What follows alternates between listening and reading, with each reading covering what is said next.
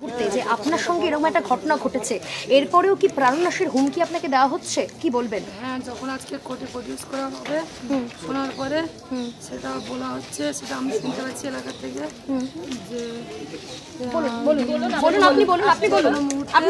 হয়তো রাস্তা থেকে নামিয়ে নিতে পারতে, যাতে হাইকোর্টে পেশ করার আগে নামিয়ে নিলে সমস্ত সমস্যার সমাধান হিসেবে একটা মারা করে দেবে। শেখ শাহজাহান তো এটা কারা বলছে? এটা কারা বলছে? টিকা এবং তার বাহিনী দিলীপ মল্লিক। এখনো পর্যন্ত শেখ শাহজাহান তো জেলে, তারপরেও এরকম ঘটনা ঘটলো এবং আরো মহিলারা তারাও আতঙ্কে ভুগছে, কি বলবেন? আরো মহিলাদেরকে আমাদের নির্যাতনের তো তারা এসেছিল বলে তাদেরকেও বাবু মণ্ডল বলে একজন আমাদের ওখানে আছে, তাদেরকে প্রাণনাশের হুমকি দিচ্ছে, রেপ করে রাস্তায় ধর্ষণ করে। কোথাও কি শাহজাহানের জায়গায় দিলীপ আর পিকার কি রাজত্ব চলছে? অস্ত্র নিয়ে ঘুরছে, অস্ত্র নিয়ে ঘুরছে আছে ওদের কাছে।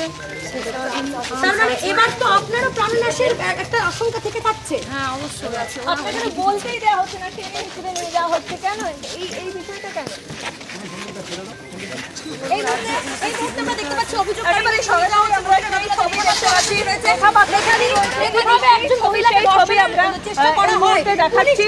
এখনো পর্যন্ত প্রাণনাশের হুমকি যিনি নির্যাতিতা তিনি জানাচ্ছেন এখনো পর্যন্ত প্রাণনাশের হুমকি দেওয়া হচ্ছে। ওনাকে মার্ডার করার পরিকল্পনা ছিল। এখনো প্রাণনাশের হুমকি দেওয়া হচ্ছে। অবশ্যই ওনার বাড়িতে আজকে রাতে আমরা রাতের পুলিশের কাছে গিয়ে কমপ্লেন লিখেছি। ওনার বাড়িতে সিকিউরিটি দেওয়ার কথা, কিন্তু এখন অবধি সিকিউরিটি দেয়নি। এই মুহূর্তে দেখতে পাচ্ছি অভিযোগ নিয়ে যাওয়া হচ্ছে। কলোনিপাড়া পাথরপাড়া থেকে মায়েরা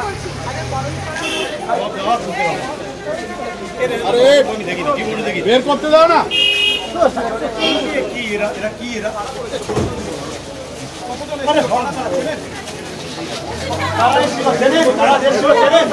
তারা এসেছিল